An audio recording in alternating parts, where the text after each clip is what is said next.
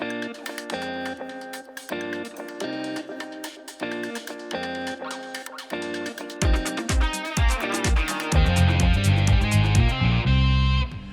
sommes très heureux, comme tous les jours, d'être en votre compagnie. Nous sommes lundi et c'est l'acte 1 de votre rendez-vous, le Grand Talk. Merci d'être présent, merci d'être devant vos postes de télévision. Je suis très heureux de vous retrouver après un week-end que j'espère vous avez passé dans de très bonnes conditions. Avec moi ce soir sur le plateau, eh bien, les amis chroniqueurs sont là.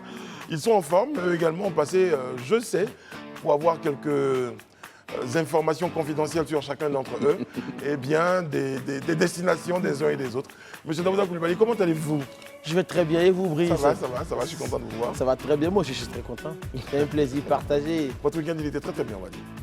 Ouais, c'est ce qu'ils ont dit, mais bon, j'étais calmement chez moi, hein. Voilà. Vous avez eu certainement le même week-end que M. Élisée Boloubeu, Ouais. Lui qui a un week-end en général... Repos, après reposant, église. oui, mais j'ai quand même pu sortir un peu parce que j'ai été à une cérémonie, notamment le dîner gala de la foire commerciale sino-ivoirienne pour célébrer les 40 ans d'amitié entre la Chine et la Côte d'Ivoire. J'ai eu le privilège d'être parmi les invités, donc j'y étais. C'était juste ma soirée le samedi, après quoi, dimanche, bien évidemment, église et famille. Vous êtes revenu avec quoi de cette foire? Ben, avec beaucoup d'informations. Déjà, que les relations entre la Chine et la Côte d'Ivoire ne sont pas faites et que même le président chinois et le président Ouattara se sont parlé juste le 2 mars dernier au téléphone sur la situation du pays. En tout cas, j'ai eu un ensemble d'informations qui, pour moi, me permet aujourd'hui de comprendre un peu que la Côte d'Ivoire, comme le disait Houphouët-Boigny, est effectivement l'ami de tous et l'ennemi de personne. Très bien. Vous avez appris à parler chinois? Ben, ni hao. C'est ça. Voilà. C'est pas mal. C'est pas prononcé, Non, c'est pas le bon accent. C'est ni hao. Ben, C'est ni hao. ben, je pense Parce que... que Misa, vous entendez vraiment miaou. Ben, je pense que vous avez compris là où je voulais en venir. Il a avalé un chat sur Élisée Boloubeu. Je crois que vous avez compris là où je voulais C'est arriver. un drapeau qu'on peut brandir. Exactement. Le drapeau chinois, on peut le voir. Exactement. Vous êtes provocatrice, Madame Bleu. Bonsoir, comment allez-vous, Madame Bleu? Très bien. Vendredi, également, je vous ai très bien. Vous étiez magnifique, la robe était Merci adorable. beaucoup. La créatrice Olivia Pérez, habillée bien sur sûr. elle. En plus, elle était invitée. Elle Oui. était parmi les d'accord. participantes. Ok, Oui. génial. C'était très bien. Tu as assuré de main de maître, comme toujours. La Mais maîtrise qu'est-ce qu'il de a assuré cérémonie. finalement? Parce La qu'on sait maîtrise pas. de cérémonie. maîtrise de J'étais cérémonie. présentateur d'une cérémonie. Exactement. d'accord. On a, Très bien. on a passé un très bon moment avec toi. Donc tu fais des sorties comme ça en cachette avec Mais c'est un professionnel. certains chroniqueurs. Pardon? Il dit tu sors souvent en secret pour aller dans des gombos avec. chroniqueurs. C'est Franchement. vrai, c'est Mais magique. bon, elle n'est pas seule Non, quoi. mais je suis Magic System, donc je dois partir avec Exactement. tout le Avec monde. la team. Non, c'était très bien. Bravo. Merci beaucoup, Madame Bleu. Merci, Madame Bleu. J'entends des douaniers en train de réclamer des choses dans l'oreillette. Monsieur Alain Toussaint, bonsoir, comment allez-vous? Bonsoir Brice. Vous étiez moins joyeux quand même. Oui. En tout cas, on vous dit Yakou. Condoléances. Merci. Yacoub. Très bien. Merci. D'ailleurs, on va vous retrouver extraordinairement ce soir après Le jingle. Voilà, après le jingle. Pour Politico, Alain Toussaint sera avec nous. Hein. Avec lui, on va évoquer un moment de polémique. il a scruté l'horizon. Bon, tout de suite, notre image du jour. Hein. J'espère que vous êtes bien installés. On a fait notre traditionnel tour de table pour vous permettre de vous installer, d'être bien calé devant vos postes de télévision. Notre info du jour, c'est dans le domaine de l'innovation technologique. C'est une benne à ordures ou des bennes à ordures modernes par des élèves à Koumassi. Je crois que c'est fabriqué par des élèves de Koumassi. Voici ces bennes. Ce sont des élèves de Koumassi qui sont à l'origine de cette innovation. Pas mal. C'est bien de savoir qu'il y a du savoir-faire sur place et que ça vient de nos écoles professionnelles. On parle régulièrement ici Du lycée professionnel des métiers de la mécanique et de l'électricité. C'est dans la commune de Koumassi. On en parle régulièrement. Il faut miser sur les formations professionnelles. Il faut inciter les jeunes à embrasser des carrières dans ces formations professionnelles. Et là, on a un exemple Et que de ces produits formations-là finis servent à quelque société. chose à la communauté. Exactement. Et c'est des choses qui peuvent être répliquées un peu partout dans les communes. Et ça montre qu'il y a des compétences et le capital humain ivoirien est capable de faire des belles réalisations. Et chapeau à ces élèves, à ces étudiants. Non, je pense qu'au-delà de ce que Edith vient de dire, il faut dire que pour ceux qui le savent, l'enseignement technique, la formation professionnelle, en fait, en réalité, ça devait être le fer de lance en fait, de notre éducation. Mais malheureusement, pendant des années, l'enseignement technique, la formation professionnelle ont été relégués au second plan. Mais je pense que depuis un certain temps, le gouvernement ivoirien a lancé ce qu'on appelle l'école de la seconde chance. Tout ça fait partie de cela. Et j'avoue que moi, je suis sincèrement content de voir que des apprenants de ces écoles-là font déjà ça. Parce qu'en fait, ça existe. Mais malheureusement, ça n'était pas mis en valeur. Mais depuis l'arrivée du ministre Nguessan Kofi, je pense que c'est une très bonne chose. Parce qu'aujourd'hui, quand tu regardes dans notre sphère, il y a des écoles de menuiserie, il y a des écoles de plomberie et autres. Mais il arrive souvent que dans notre système, il y a des problèmes de table-banc. Mais qu'est-ce qui peut empêcher en fait un ministère de collaborer avec un autre ministère pour qu'on puisse créer ce genre de choses, de sorte à ce que d'abord ça va faire entrer de l'argent dans l'école et même dans le ministère, c'est très important. Donc du coup, qu'il fasse ses bennes, c'est très bien. Il faut qu'on puisse aller très loin dans les tables-bancs, dans la plomberie, dans la photovoltaïque et autres. Et sincèrement, chapeau encore pour cette initiative. Qui vous dit que ça ne s'était pas fait? Ça se faisait? Non, parce que je parle en connaissance de cause dans la mesure où, généralement, les enfants ont du matériel, mais ce qui était fait en back-office, c'est que généralement, certains, parce qu'il faut qu'il y ait une nuance, certains proviseurs, certains responsables d'établissement des gens venaient de l'extérieur, venaient faire des travaux à l'intérieur de l'établissement et les élèves n'avaient pas ce rudiment. Or là, quand ils font ce travail en collaboration, le ministère de l'Enseignement technique et de la formation professionnelle et de l'insertion professionnelle, en partenariat avec le ministère de l'Hydraulique, je pense que, tu vois, les apprenants apprennent quelque chose, ça c'est déjà important. En même temps, on crée du matériel pour un autre ministère, c'est de l'argent qui rentre et tu vois, c'est une économie qui va à la chaîne et j'avoue que c'est une très bonne chose. Vu qu'on est en train de parler d'innovation technologique, d'innovation tout court, Élisée Boulibeu, on a vu qu'il y a le ministère de la Santé qui met en contribution les drones pour lancer les médicaments, les poches de sang. Oui, à partir de la plateforme de Daloa. Oui, qui est faite par la start-up Zipline, qui s'est installée en Côte d'Ivoire l'année passée et qui, en collaboration donc, avec le ministère de la Santé, qui délivre ces poches de sang et ces médicaments maintenant dans certaines parties de la Côte d'Ivoire, en tout cas dans certains hôpitaux de la Côte d'Ivoire. Ouais. Et ce projet va être déployé un peu plus dans les prochains mois. J'en parle parce que, vu qu'on est en train de parler d'innovation, d'ailleurs notre invité tout à l'heure nous parlera également d'innovation, c'était un peu comme, dans ma tête, les défilés de mode. C'est comme si on nous proposait des tenues que personne ne pouvait porter dans la vraie vie.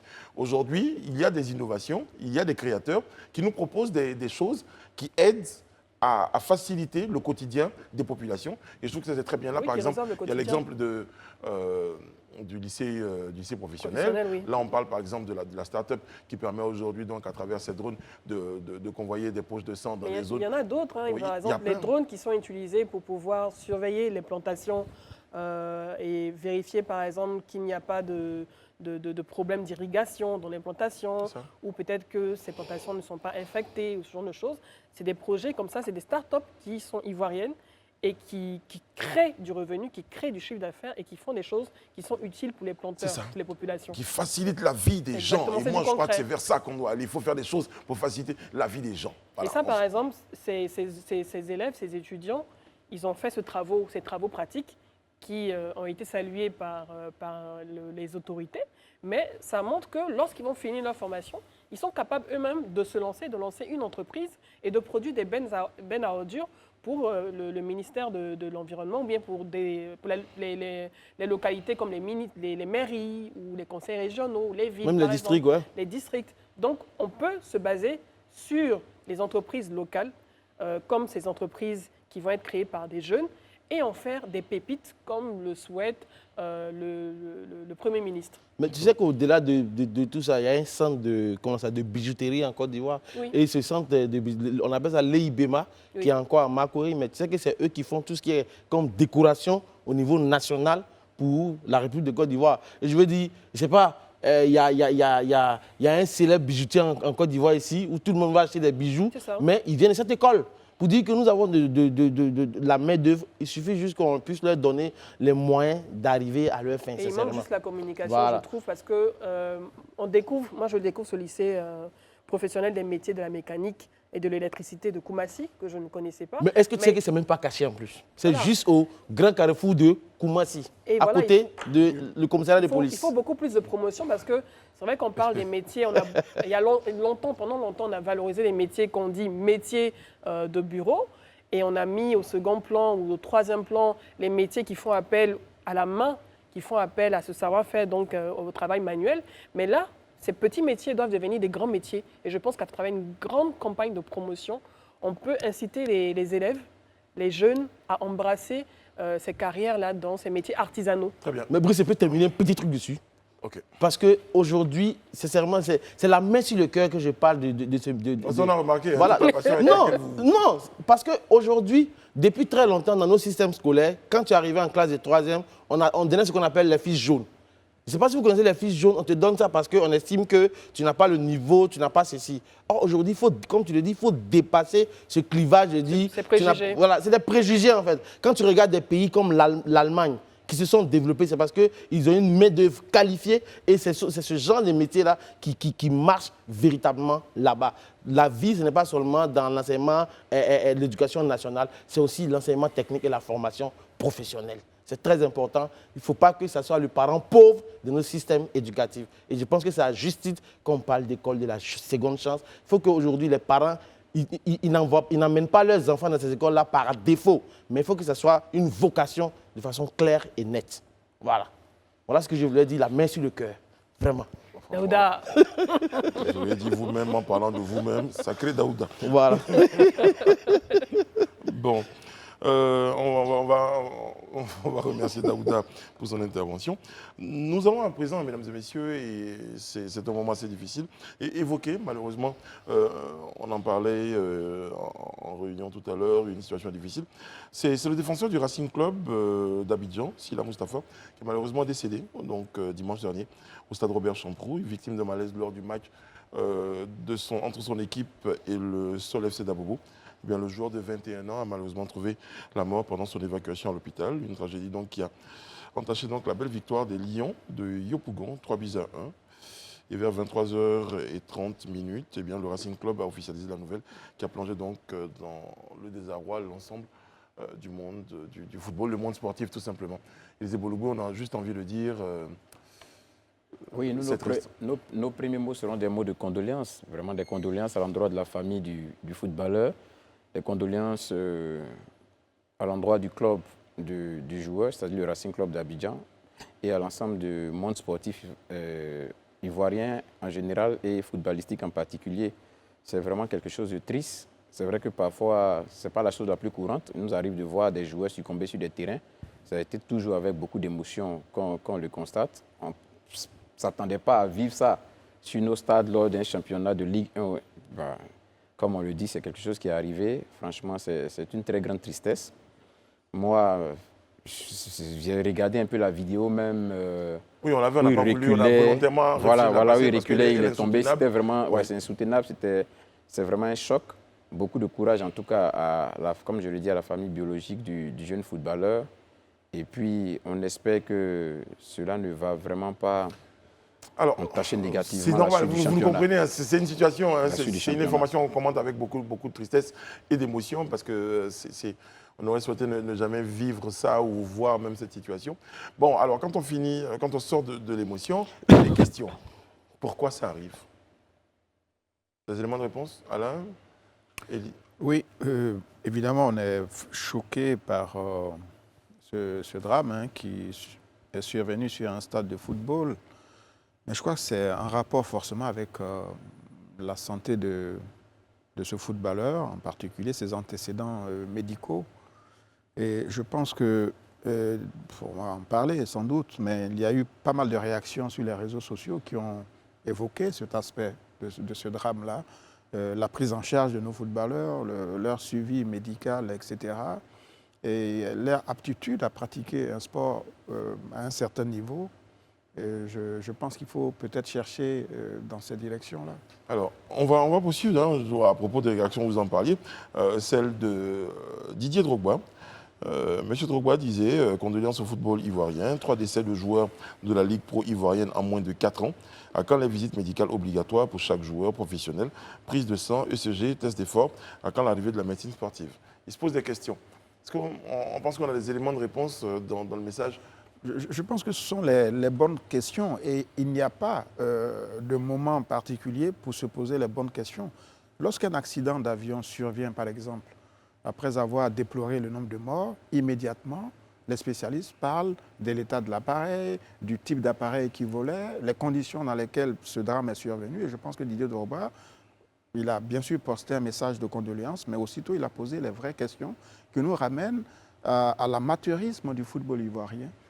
Parce que je ne sais pas si les clubs aujourd'hui sont en mesure de produire pour chacun de leurs athlètes un dossier médical. Donc il a posé les vraies questions. Et je ne pense pas que son idée première était de créer une polémique. Il pleure et c'est sa manière à lui de déplorer cette situation. D'autres réactions sur le plateau? Moi, je voudrais réagir. Je pense qu'Alain va un peu trop vite en besogne quand il dit que cela démontre de l'amateurisme du football ivoirien. Je ne suis pas du tout d'accord avec lui. Parce que, et je ne suis même pas d'accord aussi avec une partie des propos de Didier Drogba, parce que je pense que l'une des premières choses à faire quand une telle situation arrive, c'est de vraiment s'informer et de se renseigner. La Fédération ivoirienne de football ne délivre de licence à un joueur de football que s'il a la preuve de l'établissement d'une visite médicale qui convainc de la possibilité pour ce joueur-là de pratiquer le football. Tous les joueurs qui sont en Ligue 1, qui ont une licence de football de la FIFA, c'est parce que les clubs ont donné la preuve que ces joueurs-là ont subi des visites médicales et sont aptes à jouer au football. Ce sont les mêmes preuves qui ont été données à Marc-Vivien Foé, à d'autres joueurs qui ont succombé sur mais mais c'est là maintenant donc le problème n'a rien à voir avec l'amateurisme du football ivoirien. Parce que Marc-Vivien Foé est mort pendant une grande compétition. Oui, pour rappel, je vais vous rappeler que c'est pendant la Coupe de la Confédération que Marc-Vivien Foé est décédé. Et il n'est pas ivoirien. Et il n'est pas ivoirien. Et il avait les meilleurs médecins sur ce terrain et c'était en France que ça s'est passé. On a vu Eriksen, lors du dernier Euro, Eriksen le Danois, qui est tombé sur le terrain et qui a même failli mourir sur le terrain. Il n'était pas ivoirien, à ce que je sache. Et il avait les meilleurs médecins sur le terrain ce jour-là. C'est des choses qui peuvent arriver au foot. Moi, je dis, il faut avoir un peu... Moi, je pense qu'il faut avoir... C'est vrai qu'aujourd'hui, là... Et ça, c'est un appel que je lance. Sortons des élections de la FIFA. On sait derrière nous. Voyons ensemble...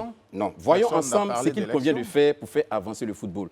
Moi, je dis, je me suis renseigné et ce que je sais de la FIFA. Et là, je mets quiconque au défi.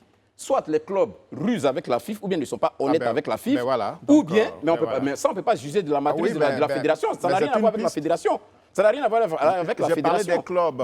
L'amateurisme des clubs. L'amateurisme du football ivoirien. Non, j'ai parlé des clubs. Donc je veux dire, merci de vous rattraper maintenant. Sinon, ce que vous aviez dit que tout le monde a attendu, c'était l'amateurisme du football ivoirien. C'est ce qui a fait justement que j'ai dû réagir. Donc c'est pour dire que moi j'estime pour ma part qu'effectivement, il y a des choses à voir. Et Dieu seul sait que tout n'est pas parfait.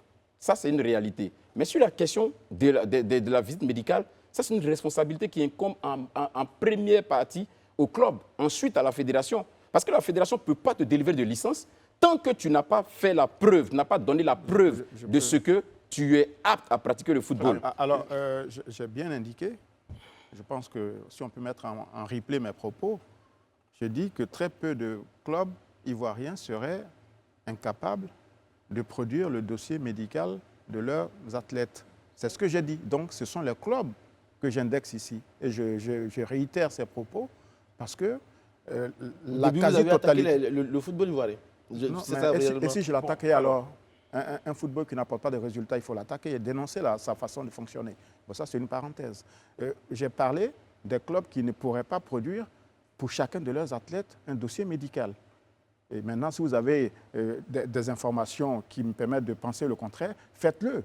Parce que cela est quand même lié aux infrastructures de ce club-là. En dehors de la SEC d'Abidjan, qui est plus ou moins équipée, très peu de clubs de la Ligue 1, je ne parle même pas de ceux qui sont en Ligue 2, et voire même les autres. Voilà. C'est bien noté. Bon, voilà. Donc, je dis, ce sont des réalités dont il faut parler. C'est noté. Daouda, j'ai une réaction? Non, moi, aujourd'hui, quand... Bon, parce que sur cette réaction de Didier Drogba, je veux dire, là, on parle de quand les visites médicales, Didier Boloubeu répond à la question, elles existent peut-être, elles ne sont peut-être pas faites toutes. Elles sont faites de façon sommaire. Pas toutes. Oui, en tout cas, certaines. D'accord, donc on va nuancer. Daouda, c'est à vous. Non, les prises de sang, ECG, tests d'effort, tout ça, je pense... Si c'était fait, Didier ne le dirait pas. Enfin, Didier Drogba ne le dirait pas. Non, mais est-ce que Drogba, il a la situation de tous les clubs, de ce que tous les joueurs font dans les clubs? On respecte beaucoup Didier Drogba, mais il faut avoir l'honnêteté aussi quelque part, aussi d'avoir un peu de retenue dans ce qu'on dit. C'est important aussi. Mais la vraie question, c'est lorsqu'on évoquait les dysfonctionnements des clubs. Moi, ce qui fait réagir certaines personnes, c'est que ces propos-là ne sortent que maintenant. Vous avez dit, c'est quand un avion arrive qu'il faut en parler. Oui. Mais je crois que si ça faisait partie des problèmes dont souffraient les clubs, on les aurait évoqués, n'attendant pas forcément qu'on soit dans cette situation. Mais bon, moi, après, je pense chacun a le choix de son timing, de ses idées, C'est ça. et on a le Peut-être droit de c'est- les commenter. Peut-être le Moi, timing en fait, qui ma pose part, problème. Moi, pour ma part, je comprends aisément Didier Drogba. Je pense que dans l'absolu et dans le fond, je pense qu'il a raison. Parce qu'il faut pousser ces tests-là pour arriver à un certain niveau. Mais, comme le dit Edith et toi-même, il y a une question de timing. Le corps encore chaud du joueur, qui n'est pas encore enterré, je pense que la fédération est en train de faire les autopsies pour savoir réellement de quoi il est décédé. Je pense qu'il aurait été bien séant d'attendre après. Maintenant, j'estime que Didier Drogba pour... Mais la vraie question, hein, on a qu'à se Mais dire les je choses comme elles termine- sont. je Élisée, termine je vous tout laisse ça. terminer tout à l'heure. Voilà. Je vous laisse terminer. Je Mais la termine. vraie question, Daouda, que tout le monde évoque, Élisée a commencé à en parler quand il parlait de la question des élections. Certains ont interprété les propos de Didier Drogba comme étant une occasion d'avoir un bâton pour taper sur la fédération. Moi, je suis C'est pas, clair ou pas? moi, je suis pas dans ces interprétations-là. Je pars du principe que Didier Drogba, comme je disais tantôt, a de l'entre-gens. Il a un carnet d'adresses qui est bien riche. Je pense que ce serait bien aussi qu'au-delà de son tweet, au-delà de ses réprobations, qu'il puisse mettre aussi la main à la pâte. C'est mon souhait le plus sincère pour Didier Drogba, en fait. C'est vrai que les élections, ça n'a pas marché, mais il ne faudrait pas s'arrêter juste à des critiques. Bon, vous Aussi, parlez moi, encore je- des je élections, veux je pensais que encore vous sur n'auriez pas parlé d'élections. l'aspect de la Franchement, communication, ça ne sert à parce rien que d'avoir tourné comme ça. C'est quand même Didier Drogba, c'est une personnalité publique et même. D'abord, il a le droit de s'exprimer sur ce qu'il veut. Non, on a le On droit est de d'accord. s'exprimer, voilà. Il a le Merci. droit de s'exprimer, il a le Tout droit. comme on a le droit de commenter aussi ses Non, ses il a le propos. droit de s'exprimer, mais comme tu l'as dit et comme moi-même je vais le répéter, le timing. Oui, il a présenté ses condoléances, c'est très bien. Peut-être que ça aurait pu s'arrêter à la présentation des condoléances au football ivoirien et à la famille biologique du footballeur qui est malheureusement décédé. Après le diagnostic, les conséquences, en tout cas de ce qu'on a vu, pouvaient se faire, en tout cas le diagnostic du football ivoirien suite à ce décès, pouvait se faire certainement peut-être Après la finale. après, quelques mois plus tard. Ça, c'est une position, par exemple, qu'un média peut adopter. C'est-à-dire qu'un média, il traite l'information, il analyse et il fait ensuite son papier, son article, en fait. Mais là, malheureusement, même s'il ne veut pas, il a toujours la posture de candidat parce que pour les prochaines élections, certainement qu'il va se présenter, il a toujours cette posture Ça donne de l'impression candidat. qu'il y a... En tout cas, pour Voilà. le public, il a toujours cette posture de Voilà. candidat. Donc, en étant une personnalité publique, il y a un timing quand même, parce que, comme tu le dis, le corps est encore chaud. Il aurait pu s'arrêter simplement À mes aux condoléances. condoléances. Ouais. Et malheureusement, peut-être ce qui a fait tiquer aussi les gens, peut-être, hein, moi, c'est mon avis, c'est aussi les émoticônes qui sont juste en bas. On parle de décès, on parle d'un jeune joueur qui est parti trop tôt. Et c'est tous ces éléments qui ont certainement fait réagir une partie On pourrait de imaginer, l'audience, voilà. vu que c'est mon rôle en tant que modérateur, Sinon, il a le droit de prendre en s'exprimer, compte mais c'est le l'ensemble des timing. réactions, on Sur aurait le- pu les imaginer analyses. que M. Drogba est profondément choqué par ce qu'il voit et ça déclenche automatiquement en lui. Oui, mais des on ne Brice, réagit mais pas Brice, par... Brice, oui, non, si je me Brice, permets, mais Brice, on ok, ne réagit d'accord. pas par émotion.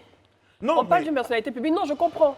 Mais on ne réagit pas par émotion parce que un tweet, une publication Facebook, surtout pour une personnalité publique qui est suivie partout dans le monde, ça laisse des traces, malheureusement. Donc, vous êtes écouté. Donc, un message de la preuve, condoléances... la réaction de Didier Drogba a déclenché donc... Exactement. Un message de ce qu'on peut appeler une condoléances certaine aurait polémique. tout simplement Alors, suffi. Et c'est- le diagnostic aurait pu se faire Très bien. quelques semaines C'est après. votre point de vue, Madame Voilà. Bleu, c'est noté. Il n'y a pas de problème. Alain n'est pas d'accord avec. Avant, il disait. Je pense que ce tweet pardon, vient un peu en écho avec le certificat médical qui avait été délivré à ce joueur par le Gueuluba de Bamako, qui le déclarait inapte et qui l'a libéré. Alors comment se fait-il qu'un joueur qui a eu un certificat d'inaptitude à pratiquer le foot peut-il en recevoir un qui lui permet d'être aligné dans le championnat ivoirien? Mais Alain, moi, je Donc- peux te répondre donc, clairement et non, simplement. non, s'il vous plaît, je vais Attends, terminer. Vous Je allez sais répondre que- tout à l'heure. Je vous Voilà, promets toujours poser la laissez-moi question. terminer. Donc, naturellement, on se pose des questions sur un double statut, l'un qui le rend inapte et l'autre qui le rend apte à pratiquer le foot. Et les questions de Didier Drogba sont les questions qu'il faut poser et au bon moment, pas besoin d'attendre que l'inhumation ait lieu. Je pense que justement c'est une personnalité publique et je ne pense pas qu'il soit en campagne pour la FIF. Et ceux qui au contraire dénoncent son tweet sont plutôt ceux qui sont dans une posture post-électorale et j'estime que Didier a la liberté de s'exprimer sur ce sujet-là de la façon qui lui paraît la plus Très bien. Daouda, possible. merci Alain. Daouda, là on reçoit effectivement un premier certificat qui le déclare inapte, il y en a un autre qui le déclare apte. Bon, il n'y a pas deux certificats. Peut-être que, comme Alain dit, le Djoliba FC qui le libère parce qu'il a des problèmes cardiaques. Mais après, quand le club l'envoie chez un médecin ici en Côte d'Ivoire, qui après les examens dit qu'il n'a rien, que voulez-vous que la FIFA fasse? Que voulez-vous que le club fasse que de le prendre simplement? À un moment donné, c'est en ce moment que je dis... En termes de niveau de responsabilité, Voilà, vous incriminez à un moment donné, du médecin qui délivre. Voilà, à un moment donné, les niveaux de responsabilité sont à plusieurs échelles parce que le club n'est pas médecin. La FIFA aussi, peut-être que le médecin s'est appuyé sur le diagnostic du médecin qui a fait les examens, peut-être à l'hôpital ou chez n'importe où. Personne n'incrimine le Voilà. club. On parle juste de certificats médicaux. Non, comme qui dès sont différents. longtemps, vous disiez oui, le football est en déliquescence, les clubs sont en déliquescence. C'est ça, c'est pourquoi je dis, C'est la réalité, voilà. d'ailleurs. C'est noté. Oui. Allez, Élisée, j'ai un dernier point. Il y a la réaction de la FIFA. On en parle, mais la FIFA réagit à cette question. Vous avez la réaction? Bon, la réaction de la FIFA, c'est juste d'expliquer que les circonstances, c'est présenter ses condoléances à la famille, présenter ses condoléances au club et expliquer un peu les circonstances du décès que nous tous, nous savons d'ailleurs. Moi, je veux juste dire quelque chose. On est vraiment devant les Ivoiriens, puis il faut dire des choses qui sont vraies. Et puis, il ne faut pas toujours donner l'impression qu'on est dans un pays où tout va à volo. Je ne suis pas aussi d'avis avec. Parce que ce cas, par exemple, où on me dit qu'il avait été jugé inapte par le Djoliba, mais ça me pose la question de savoir comment se fait un transfert dans un club. Est-ce que quand on quitte un club, dans un club, c'est quelqu'un qui s'est là, il prend ses bagages et puis il s'en dans un club et dit « je joue s'il n'y a pas d'aujourd'hui ». Non. C'est des transferts de dossiers d'un club à un club. Comment il se retrouve au Racing Club? Comment il quitte Djoliba et il se retrouve au Racing Club? Le Racing Club n'a pas la présence d'esprit de reparcourir le dossier du joueur pour savoir ses antécédents dans un club précédent et puis le prend et décide de le faire jouer. Ça, c'est déjà une première question. Mais la deuxième question, même si ou bien ma deuxième réaction, quand par exemple on me dit qu'il a eu des antécédents cardiaques qui ont fait que ça n'a pas été pris en compte, mais ce n'est pas la première chose dans l'histoire. Il faut suivre le football, il faut apprendre l'histoire du football. Vous connaissez le joueur qu'on appelle Loïc Rémy? Loïc Rémy est un joueur français. Il avait été détecté inapte pendant qu'il jouait à Marseille. Ça n'a pas empêché son transfert à Chelsea. Il allait à Chelsea, il a joué à Chelsea pendant des années. Avant qu'on ne veuille faire un autre transfert de lui, où on a détecté qu'il avait encore des problèmes. Et il est revenu en France, il a pratiquement terminé sa carrière là en train de jouer au football. Pourtant, il avait été détecté par les clubs précédents, il avait des soucis cardiaques. Et ça, ce n'est qu'un élément parmi tant d'autres. Il y a eu beaucoup de situations. Nwanko Kanu, le célèbre Nigérien footballeur, il a eu des soucis.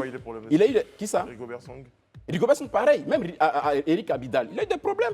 Mais quand ça a été traité finalement, il a repris le football. Il a continué à jouer au football. Ils lui ont fait une greffe. Ça a été le cas pour Nwanko Kanu. Nwanko Kanu, quand il quittait Ajax pour aller, il a eu des problèmes à Arsenal. On a dit qu'il avait un souci cardiaque, mais ils l'ont soigné, il a repris le football. Alors, c'est des choses qui peuvent très bien, j'ai noté, Élisée, je vois votre avis. Parce qu'on a eu un problème. C'est l'une des questions de Didier Drogba, la médecine du sport. On aura l'occasion de revenir dessus sur notre émission. Peut-être qu'il serait important de mettre en place un organisme neutre, plutôt que de demander à chaque joueur de revenir avec un bulletin fait par n'importe quel médecin dans le quartier, peut-être qu'il désigne quelqu'un d'inapte, apte, et pour éviter ce genre de C'est pour cette situation. raison, justement, j'ai dit que Didier Drogba, avec son expérience, son expertise et le carnet d'adresses qu'il a, qu'il le mette à la disposition du football ivoirien pour son rayonnement. Voilà. Nous remarquons une courte pause, on a d'autres sujets à aborder avec vous et avec nos téléspectateurs. A tout de suite. Nous sommes de retour sur le plateau du Grand Talk. Le débat se poursuit. Et des informations que nous avons reçues, c'est que malheureusement, c'est vrai qu'il a été inhumé aujourd'hui. Il a été inhumé. Donc, on avait parlé d'autopsie. Je crois que quelqu'un sur le plateau avait évoqué la question d'autopsie. Mais bon, voilà, on vient de l'apprendre. Le joueur Moustapha Silla a été inhumé aujourd'hui même. On va poursuivre les amis. Et un autre point, un autre sujet pour le Grand Talk ce soir. Ben, je rappelle que un peu l'objectif, c'est de susciter le débat, de provoquer la réflexion. C'est surtout ça. Et puis tout ce qui peut tout ce qui peut nous permettre d'avancer. C'est ça. C'est bienvenu. Monsieur Kadio Kwame Serge, vous êtes administrateur Data Center à Radio France. Bonsoir, merci d'être avec nous sur notre plateau. Bonsoir, merci. Nous sommes très heureux de vous. J'ai une question, pour une question de pédagogie. Administrateur Data Center, qu'est-ce que c'est? Enfin, je suis gestionnaire de la salle de production informatique. Ah oui, d'accord. De tout ce qui est flux de données et autres. Très bien. Alors, comment on confie cette responsabilité à un Ivoirien? France Inter confie cette responsabilité. Comment vous vous retrouvez à ce positionnement? En fait, j'ai fait plusieurs entreprises, comme la Banque de France et bien d'autres. ce qui m'a permis d'avoir certaines compétences. Et j'ai postulé, bon, en fait, je n'ai pas postulé en tant que tel. En fait, j'ai été contacté par Radio France afin de pouvoir gérer le data center qui est au sein de la Radio France. Donc, du coup, je gère près de 1500 serveurs. En fait, 1500 serveurs. Alors, avec vous, on a évoqué la question de la digitalisation. Et là, je me tourne vers Madame Bleu. Digitalisation, mais surtout data center. Pour ceux qui nous écoutent, c'est quoi un data center? À quoi ça sert? Un data center, en fait, c'est un centre de données. L'ensemble des applications qui sont actuellement en ligne sont hébergées sur des serveurs. Ces serveurs sont incorporés dans des salles informatiques qu'on appelle data center. En bon français, en fait, ce sont des salles blanches. Voilà. Donc, ce sont de. Comment on peut. On n'a pas d'image, mais comment on peut matérialiser pour quelqu'un qui ne connaît pas à quoi ça ressemblerait une salle de data center? En fait, On en a une ici, c'est ça? les salles de data center, en principe, ne sont pas visibles sur Google Maps. Parce qu'en fait, c'est un centre de données qui héberge beaucoup d'informations, surtout bancaires et aussi des données personnelles. Donc, du coup, ils ne sont pas visibles sur Google Maps. Mais en fait, on peut dire que c'est une salle qui est aménagée pour pouvoir recevoir plusieurs serveurs qui, en même temps, sont reconduits sous forme de redondance. Donc, chaque serveur a sa redondance, on peut dire, à son back-office. Voilà. Donc, c'est de grandes étagères. Moi, j'essaie de voir. Non, pas de grandes étagères où on place des blocs comme ça. Oui. En fait, on a des baies. En fait, ce n'est pas des blocs, en fait, on a des baies. Oui. Donc, dans une baie, vous pouvez avoir 12 serveurs. Et là, actuellement, avec la nouvelle configuration des HP, nous sommes actuellement, je suis du genre de la publicité, nous sommes partis actuellement sur des serveurs de synergie qui permettent de pouvoir faire des stockages en grande capacité. Alors, en quoi est-ce que ces data centers sont-ils importants pour nos pays, notamment pour la Côte d'Ivoire, pays en développement, ou sur la voie de l'émergence, disons? Sur la voie de l'émergence, en temps normal, chaque pays doit être doté d'un data center. Surtout, je parle du ministère de la Santé, que ce soit la présidence et bien d'autres, chacun des entités doit avoir un data center pour héberger ces données, au fait.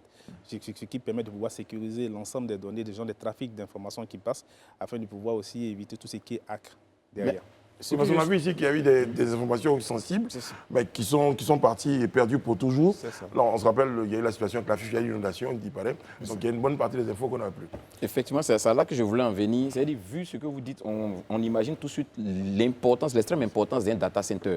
Mais où est-ce que, selon vous, où est-ce qu'on doit pouvoir garder ou héberger un data center? Parce que je me dis, selon votre configuration, est-ce que parce qu'on a Live TV, on a un data center, on peut l'installer là où on veut? Non, en fait. Est-ce qu'il y a un endroit spécifique où il faut?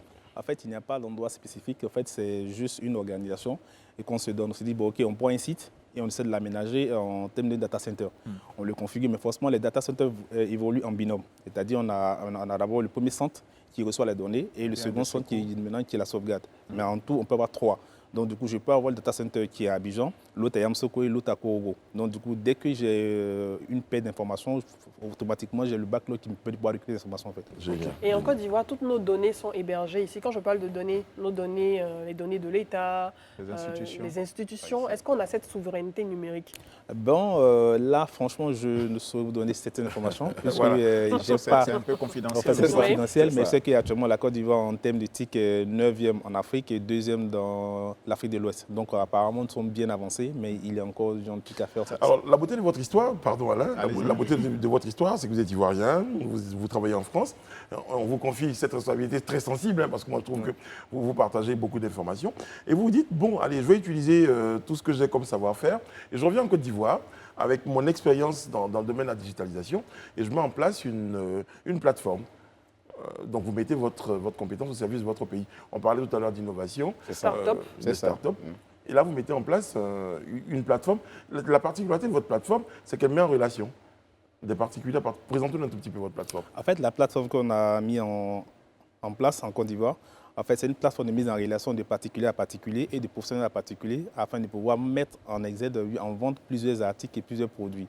Je suis à Abidjan, je suis agent immobilier, j'ai mes appartements, donc du coup, je peux les mettre j'en suis sur la plateforme Le Coin des Babis, ce qui permettrait à nos concitoyens de pouvoir, qui sont en recherche d'appartements et bien d'autres, de pouvoir aussi chercher des appartements. Aujourd'hui, est que l'Ivoirien a ce souci actuellement, ce problème de pouvoir trouver des appartements, compte tenu des différentes tracasseries concernant les démarchés et bien d'autres. En fait, avec la particularité de ces plateformes, est qu'on peut mettre en vente des articles de seconde main. Je suis ivoirien et que souvent on a l'habitude d'acheter certains articles avec 2-3 mois, on n'utilise plus. Au lieu de les jeter, on peut faire c'est mieux de les mettre en vente à disposition sur la plateforme quelqu'un qui n'a pas assez de moyens peut vous contacter afin de pouvoir acheter. Donc, en fait, c'est de redonner une seconde vie à nos articles. En fait, ce que nous avons fait, c'est on a retranscrit nos habitudes de manière normale, genre de manière physique, en format numérique, en fait. C'est tout ce qu'on a fait. Donc, ce qui permet aujourd'hui à l'Ivoirien de pouvoir faire des recherches sur la plateforme, acheter des produits, voir des articles concernant qui sont disponibles sur la plateforme. Je suis vendeur, je suis à Boaké, et je propose mes articles sur le coin de Babi. L'objectif, c'est de pouvoir ouvrir mon espace à plusieurs personnes, même qui ne sont pas à Boaké, ni qui ne sont pas, mais en fait, de pouvoir au moins me faire connaître. En quoi c'est différent, par exemple, de ce qu'on a l'habitude de voir? Parce Oui, que par moi, exemple, j'avais mon téléviseur qui déconnait. Je suis allé sur mon téléphone, je tapais téléviseur, réparateur de télé, je suis tombé sur quelqu'un. Mais après, j'ai douté, je me suis dit, le gars m'a demandé, vous pouvez m'envoyer votre localisation, votre maison se trouve où? Je me sais pas, en fait, inconnu, à qui je suis en train de donner ma localisation, qui va venir chez moi. Là, par exemple, est-ce qu'il y a un volet sécurité, il y a un volet fiabilité que vous mettez en exergue? Oui, et gratuité aussi. Oui, en fait, il y a un volet fiabilité et aussi la sécurité qui est derrière. Bon, comme c'est des trucs de sécurité, on ne peut pas tout dévoiler. C'est ça. Donc, voilà. D'accord. Ceux qui utilisent vos services, par exemple, créent déjà un profil, c'est ça? Oui, en fait, renseignent les informations. Oui. Est-ce que vous vérifiez les informations qui sont rentrées? Enfin, oui, c'est Ça vérifié. permettra de répondre à la question de C'est Brico. vérifié, Et puis je voulais demander, au-delà de tout ça, de mettre des particuliers, parce que c'est une plateforme de particulier à particulier, Et des professionnels à de particulier. professionnels également à particulier que vous mettez en relation. Comment vous gagnez de l'argent? Le modèle économique. On a regardé en fait le modèle économique aujourd'hui et que avec la digitalisation, le méta bientôt il est payant en fait. Par appartement il est payant à 9,60 €.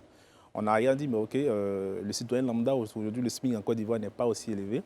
Et comment est-ce qu'il a apporté notre contribution sur l'évolution dans le côté digital afin de pouvoir aider l'ensemble de nos concitoyens à pouvoir exercer le métier qu'ils aiment tant, faire du commerce et bien d'autres. Donc on dit bon ok, nous ce qu'on fait simplement, on propose la publication de ton article à 250 francs CFA, ce qui permet à ce que ton article dure 3 mois sur la plateforme et tout citoyen qui a besoin, qui a recherche peut-être d'un article, peut aller chercher et automatiquement il contacte le vendeur. C'est 250 francs pour 3 mois. Oui.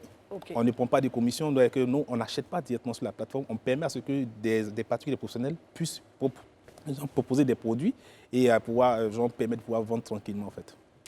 Voilà.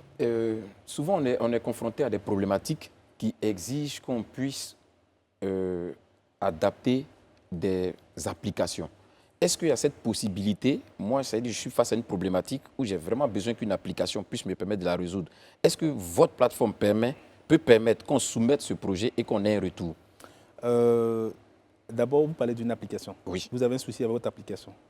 C'est bien cela. Bon, en fait, oui, si vous voulez, j'ai une problématique. Parce que l'application vient répondre en fait à une problématique. Ouais. Donc j'ai la problématique qui est là. Maintenant, je n'ai pas l'expertise digitale pour pouvoir réaliser l'application qui me permet d'apporter la solution à ma problématique. Donc je demande si votre plateforme admet que ce genre de problématique soit posée dans la perspective de nous produire une application. Oui, en fait, comme je disais, dans la plateforme, vous avez tout ce qui est prestation de services. Là, on parlait maintenant de prestation de services. C'est ça. Et que vous avez besoin de quelque chose, genre d'une appli pour pouvoir répondre à un besoin précis. C'est ça. Donc, moi, puisque je suis directeur de la société KK Technologies, nous concevons des applications. On peut facilement vous répondre et pouvoir proposer des applis qui répondent à vos besoins, en fait. Okay. Alors justement, est-ce qu'il y a des personnes justement aujourd'hui, à propos d'insertion, on parle de métier, on parle d'employabilité, est-ce qu'il y a des personnes qui vous accompagnent, des jeunes que vous employez dans votre, et vous formez également au niveau de votre structure? Oui, là actuellement je suis à 12 personnes que j'emploie et je prends aussi des stagiaires. Très bien, ok. Alors,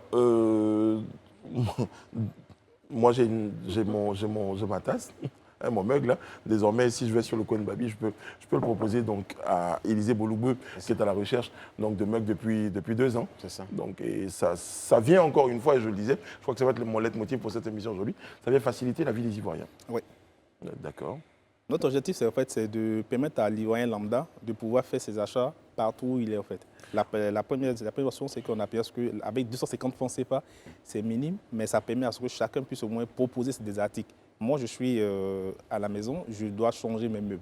Au lieu de les jeter, je les propose à gens sur le coin de Babi. Quelqu'un qui n'a pas assez de moyens, puisque je l'ai acheté peut-être à 200, 300 000.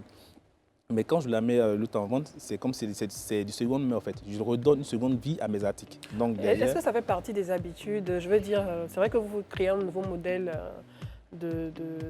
digital, de consommation digitale, mais est-ce que ça fait partie des habitudes des Ivoiriens de le faire en ligne? En fait, l'ensemble des Ivoiriens vendent plus sur le méta. Oui.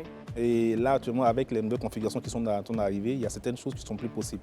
Donc, on a réfléchi pourquoi ne pas permettre à ce que, puisque le président de la République a dit l'année 2023 est l'année de la jeunesse. Donc, il dit, bon, ok, pourquoi ne pas proposer quelque chose qui est typiquement ivoirien, adapté à nos réalités, afin de pouvoir répondre aux besoins de chaque Ivoirien.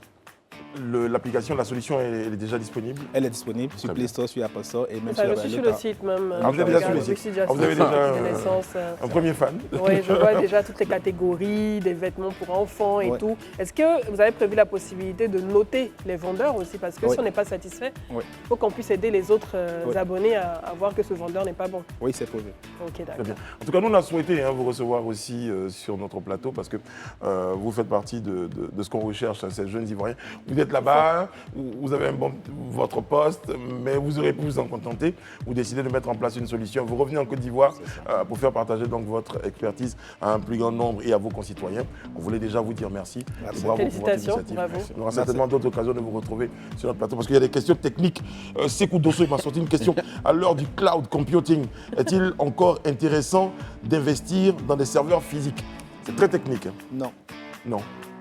Voilà, la réponse a été juste non. Direct. Le professionnel a parlé.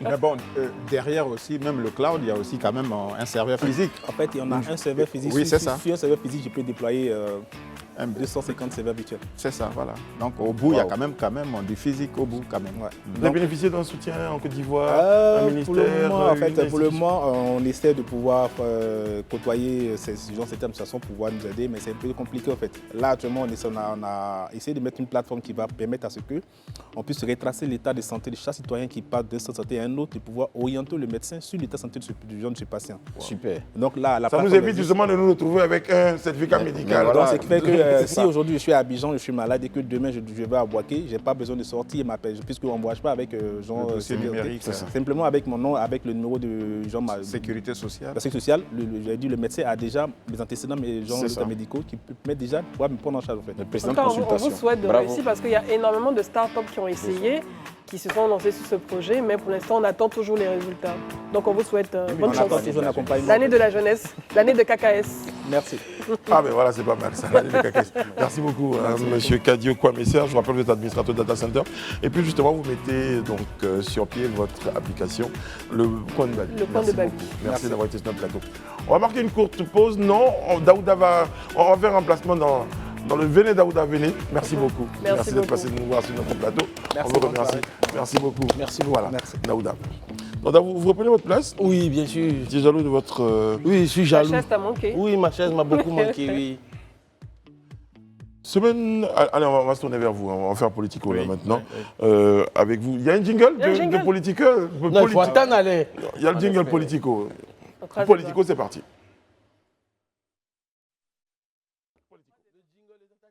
Pardon? Le jingle est dans ta tête. Le jingle à ma tête? Il Oui. viendra, je vous doigts. On promets. va chantonner le jingle. Bon, allez. Ah, Non, la réalisation, on a décidé autrement. Ça arrive. Elle fait ce qu'elle veut, c'est sa vie, il n'y a pas de problème. Tunisie, Côte d'Ivoire, retour de 150 ressortissants ivoiriens. Ah, bon. Je pensais que vous faites politique. donc je range mes fiches alors. Non, mais vous aurez votre politico dans quelques instants. On va évoquer donc. D'accord, très bien, Voilà, allons-y. la réalisation, on a décidé autrement. Voilà. L'homme propose et la réalisation décide. Voilà, c'est pas mal ça. Ces 150 Ivoiriens sont rentrés. On avait évoqué la semaine dernière donc, la réaction du gouvernement ivoirien. Eh bien, elle ne s'est pas fait attendre. Un avion a été affrété. Des dispositions ont été prises pour que nos concitoyens qui ne se trouvaient plus comme il fallait en Tunisie puissent regagner la Côte d'Ivoire. Et puis on voit là sur les images le Premier ministre Patrick Hachi recevant donc ces très 150. émouvant. Il y a même des bébés. Il y a même des bébés donc 5 bébés. 5 Il y a bébés. 5 bébés, 55 femmes, je crois Voilà. bien. Bon. Si je ne m'abuse. Réaction? Oui, c'était très émouvant parce que le Airbus A320 de la compagnie Air Côte d'Ivoire qui devait venir à 18h30 a finalement atterri à 18h15 sur le tarmac de l'aéroport Félix Houphouët-Boigny. Les 150 ressortissants ivoiriens qui étaient pratiquement en danger en Tunisie ont été accueillis sur le parvis du pavillon présidentielle, j'avoue que le gouvernement ivoirien a mis en place un gros dispositif. D'abord, il y avait la police scientifique qui a enregistré tous les ressortissants, c'est-à-dire qu'ils ont pris leurs empreintes, ils ont été enregistrés, après ils sont passés à la douane, après. En fait, il y a tout un parcours qui a été fait et franchement, le Premier ministre Patrick Achi, sous instruction du président Alassane Ouattara, était accompagné du ministre d'État, ministre des Affaires étrangères, Mme Kandia Camara, ministre de la Solidarité, il y avait le ministre de la Santé, et il y avait le ministre de la Jeunesse, Madou Touré, et aussi la représentante de la CEDEAO qui ont accueilli ces 150 personnes qui sont venues. Et franchement, l'émotion était à son comble parce que dès que le premier Ivoirien est sorti de l'avion, le premier geste, c'est un peu voir le Premier ministre, voir le monsieur se jeter pratiquement dans les bras du Premier ministre. C'est en gros comme si c'était l'État de Côte d'Ivoire qui accueillait ses enfants. Et vraiment, c'était un grand moment d'émotion à l'aéroport Félix Houphouët-Boigny ce samedi-là. Ok, on sort du moment d'émotion. Voilà. D'accord. Parce que... C'est quand même- Après, moi j'ai deux questions. C'est vrai, il y a eu 150. Là, il n'y a que 150 qui sont rentrés. Il y a encore un bon Il y a nombre plusieurs là-bas. rotations, il y a Exactement. plusieurs rotations qui sont prévues. Et c'est quand même près de 600 Ivoiriens qui veulent revenir, en tout cas qui ont fait la demande de retour Officielle, dans, ouais. dans leur pays. Et c'est symptomatique de la situation difficile, Qu'ils vivent. tendue et extrême que vivent les populations, nos concitoyens ivoiriens qui sont présents dans ce pays depuis plusieurs semaines, depuis plusieurs jours après donc l'annonce, le discours du président Propos racistes. tunisien, des propos xénophobes qui ont suscité énormément de violence et qui en tout cas qui ont fait augmenter la violence contre les migrants subsahariens en Tunisie. Et ça montre en fait que il y a énormément de personnes qui souffrent de cette situation, énormément de subsahariens qui souffrent de cette situation, et ce n'est pas une bonne image pour ce pays qui est malheureusement en train de s'éloigner en fait diplomatiquement des autres pays africains, de passer cette posture de leurs présidents et même des populations, parce que ce sont les populations, en tout cas une partie de la population qui malheureusement est auteur de ces violences contre ces subsahariens. Élisée, et Alain, ensuite. Ok, pour répondre à la question, par rapport à tout ce qui doit arriver, déjà, il faut retenir qu'à la suite du Conseil des ministres du mercredi dernier, il avait été retenu 5 rotations. Donc, environ 725 Ivoiriens qui sont concernés par ces 5 rotations-là qui devaient rentrer. Mais hier, le directeur général de la diaspora, je pense qu'on aura certainement sur le plateau, indiquait que les derniers recensements se chiffraient à près de 1600 environ. Wow. Qui souhaitaient rentrer en Côte d'Ivoire. Oui. Voilà, un peu plus de 1000, en tout cas 1300, 1600 par là, qui souhaitent vraiment revenir en Côte d'Ivoire.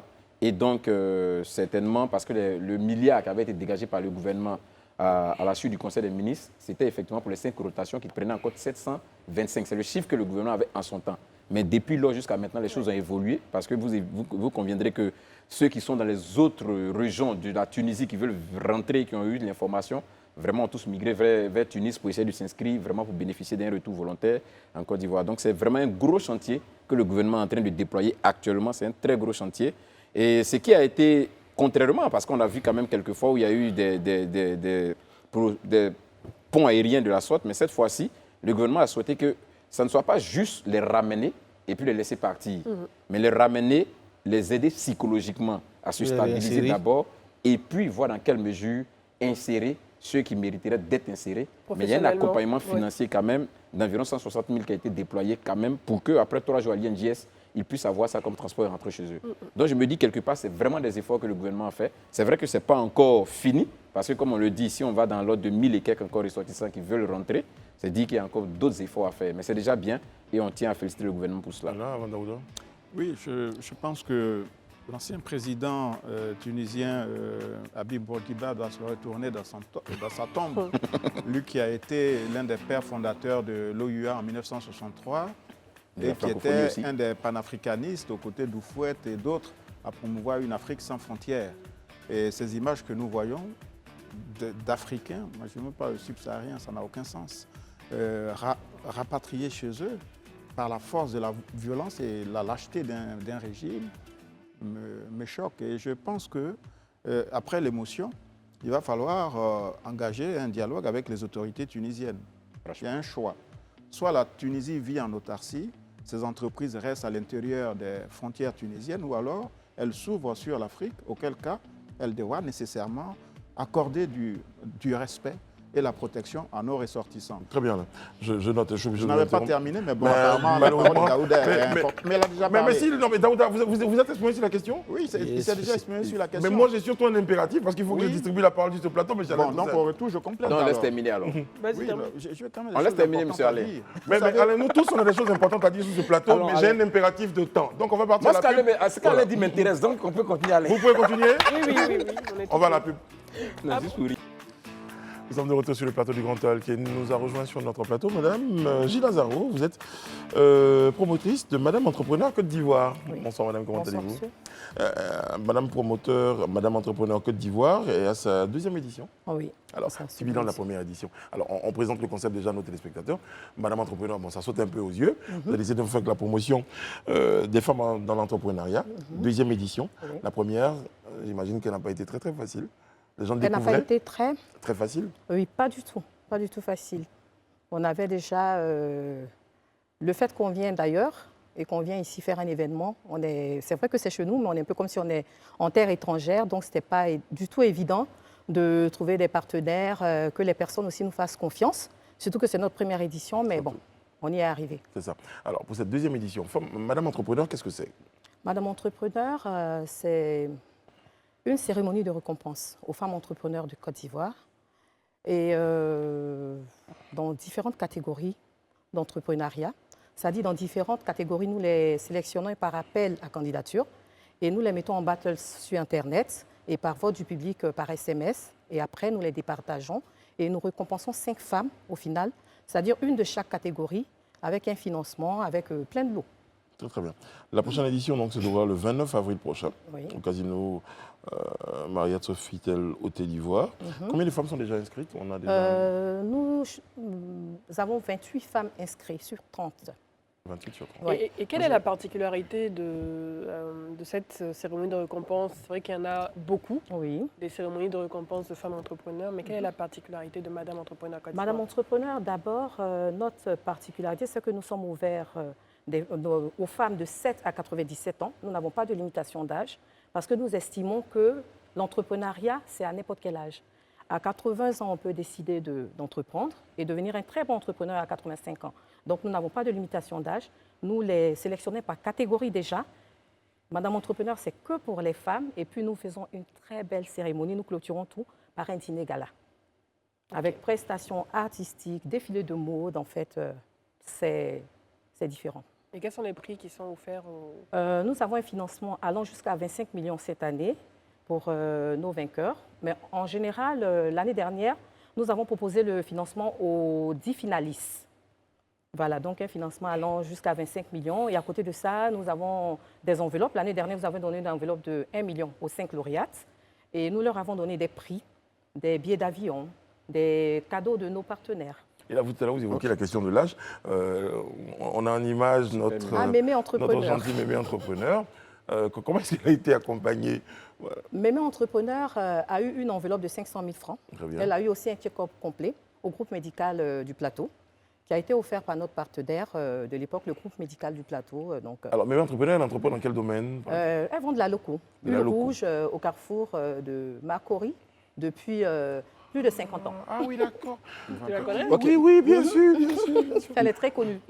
Moi, quand je vois généralement les cérémonies de distinction, de récompense et autres, la chose qui m'intéresse le plus dans un premier temps, quels sont les critères sur lesquels on se base? Parce que j'imagine qu'en termes d'entrepreneurs, vraiment, il y en a plusieurs. Surtout au niveau des femmes en Côte d'Ivoire, quels sont les critères sur lesquels vous vous basez pour décider, par exemple, que celle-ci mérite d'être distinguée comme la femme entrepreneur ou bien bénéficier de votre prix, en fait? D'accord, merci.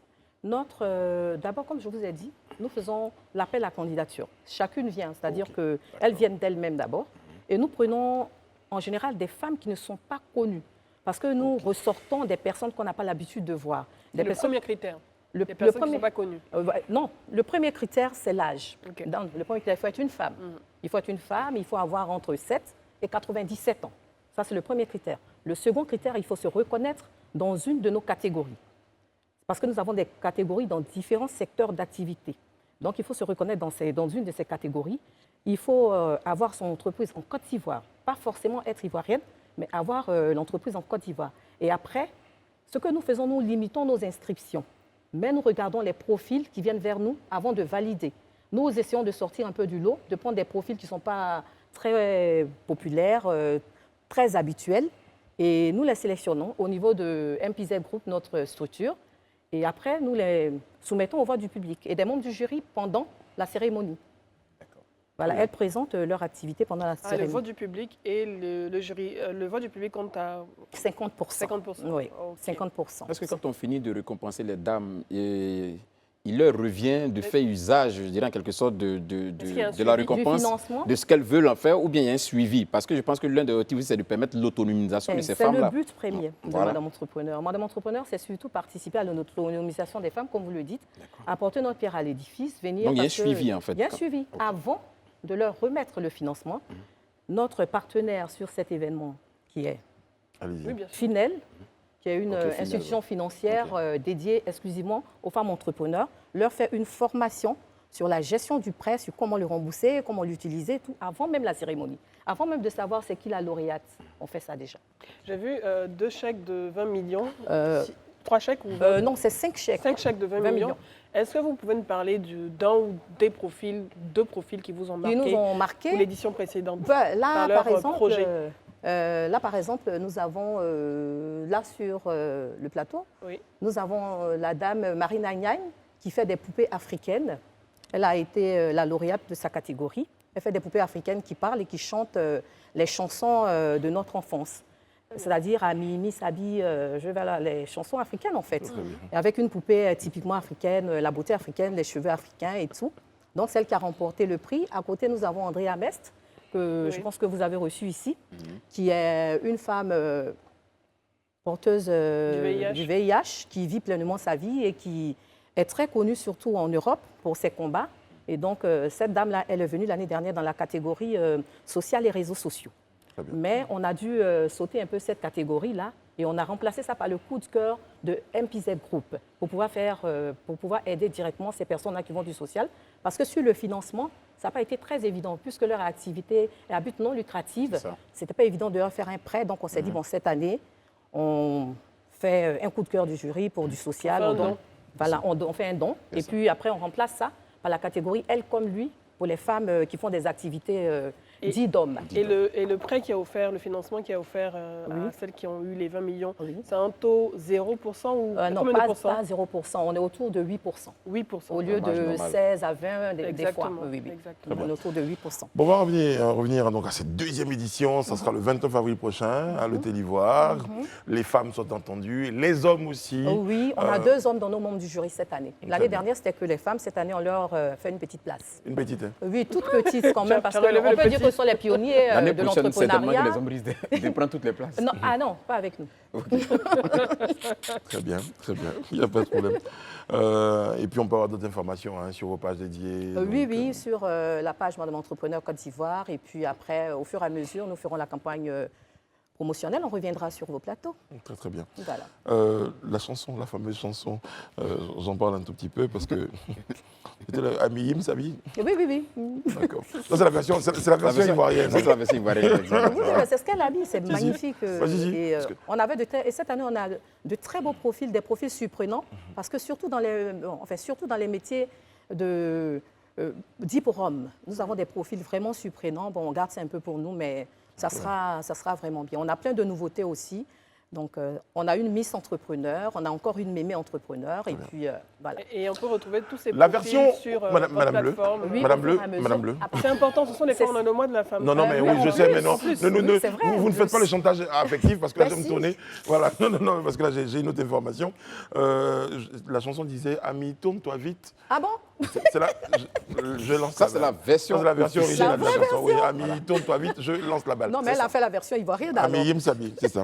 Alors moi, je me tourne vite vers Alain Toussaint. Il y a Politico, il y a le jingle maintenant, c'est parti. Merci. Bon, on y va sans jingle. Bon, madame, vous restez avec nous. On va y aller. Hein. Alors, on évoquait sur ce plateau il y a quelques jours, lorsque nous recevions le porte-parole du PDCI, donc l'honorable Brédoumi, C'est ça. eh bien, la fameuse polémique avec le ministre Mamadou Touré sur les classements. Vous avez regardé, vous avez checké. Ben justement, j'ai mené ma petite enquête pour savoir si le député Soumaïla Brédoumi disait vrai ou faux. Oh, qui disait vrai? Et il ne m'a pas fallu longtemps pour retrouver le fameux rapport, d'abord sur le site de la Cour des comptes, où je me suis d'ailleurs rendu également. Je suis allé au siège de l'institution qui est juste à côté de mon domicile. Et ce rapport s'intitule « Rapport définitif sur l'audit de performance des programmes pour l'année 2020 ». Il faut savoir déjà, avant d'aller plus loin, que la Cour des comptes est l'institution supérieure et la juridiction suprême des comptes des finances publiques. Elle est donc chargée de contrôler la régularité des comptes de l'État, des établissements publics, des entreprises publiques, etc. Et elle informe le Parlement et le gouvernement ainsi que l'opinion sur la régularité de ces comptes. Et ces rapports de la Cour des comptes n'ont aucun caractère contraignant. Alors, sur la polémique... Exactement, pour Qui revenir donc à oppose. l'affaire, donc, Voilà, l'affaire Mamadou en Touré et question. Brédoumi Ismaïla. La semaine dernière, sur notre plateau et à la place où est assise Exactement. Edith, le député de l'opposition affirmait que le ministre Touré Mamadou était l'un des 15 mauvais élèves du gouvernement. Il citait ce fameux rapport de la Cour des comptes. Et en consultant ce rapport à la page 22, avec le graphique qui s'affiche à l'écran, montrant le niveau de réalisation globale des indicateurs de programme par ministère, l'on relève les points suivants. Donc, il faut bien écouter. Premier point, le classement est établi pour l'année 2020 et concerne la performance et le taux de réalisation de 48 ministères. Deuxième information, le ministère de la Jeunesse, en tout cas le ministère du ministre Touré Mamadou, obtient 64,3% de taux de réalisation de ces programmes, soit 14 points au-dessus de la moyenne, en dépit du contexte du Covid qui a impacté, comme vous le savez, les économies du monde entier. 63% parfait. Troisième point, son ministère est classé 24e sur 48. Donc, on est bien loin des 15 derniers, puisque la 48 divisé par 2, ça fait 24. 24. Voilà. Pas parmi les 15, mais Voilà, à la en tout 24e. cas, la Dans le bonne top- moyenne dans le top est 10. largement au-dessus de la moyenne. C'est ça. Et bien avant le ministère de la Défense, qui est classé 35e avec 46% de taux de réalisation. Mais il faut aussi comprendre qu'avec le Covid, un certain nombre de Et bien commandes sûr. qui avaient été passées n'ont pas pu être livrées au pays. Et puis également, largement avant, le ministère de la Fonction publique, qui est 45e avant-dernier, avec 22,8%. Et le bon dernier étant le fameux... Attendez, laisse-moi deviner. Laisse-moi deviner. Allez-y. Le ministère du riz. Oh ben voilà, et ça ne fait pas rire du tout, voilà, Ah, ben, dis donc. avec 0% Non. de taux Avec de... un trou noir, oui. Voilà, avec un trou noir de voilà, 0%. Il n'existe plus, on est d'accord. Ouais, ben, Ouais. il a disparu aussitôt qu'il est apparu. Et le quatrième point, le quatrième enseignement de ce rapport, c'est de préciser que le premier de ce classement établi par la Cour des comptes est le ministère du pétrole, de l'énergie et des 100%. mines à 100%, et non le ministère de l'Agriculture, comme l'avait affirmé notre cher ami député, Brédoumi. le ministère de l'Agriculture qui est 6e avec 86% de taux de réalisation. Et je ne cite pas le ministère de la Femme et de l'Enfant qui a également 100%. Oui, c'est ça. Mais en deuxième position. En deuxième position. Ex aequo. Très bien. Ex aequo. Alain, bon, là, vous ne direz pas que je vous ai repris la parole, mais dites-moi, qu'est-ce qu'il faut retenir finalement de cette polémique? D'abord, il faut retenir que ce Fact-checking. classement n'avait rien à voir avec l'ordre protocolaire donc de nos ministères. Je l'avais dit, je disais, il parlait de deux choses différentes Voilà, finalement. je pense, et dire que malheureusement, le député Soumaïla Brédoumi, que nous aimons bien, puisqu'on On l'adore, l'a oui. déjà invité ici à plusieurs De moins en reprises, moins, moi.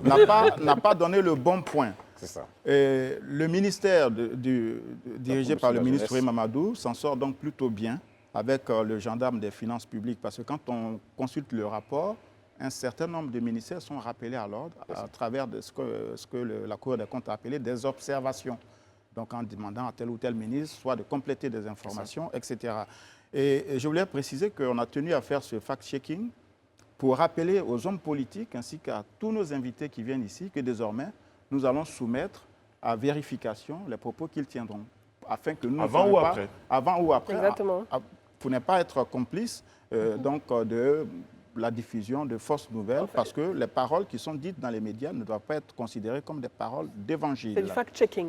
Voilà, Brice, ce que nous pouvions dire sur cette polémique, en espérant Bravo, que la Alain. parenthèse Bravo, Alain. est définitivement close. Très bien. Bravo, Je Alain. disais, et Bravo, que Alain. Vous deviez, juste avant la pub, terminer vos propos sur la Tunisie. Monsieur Alain Toussaint, vous avez 1 minute et 15 secondes. Vous avez le choix du rythme. J'ai 75 secondes donc.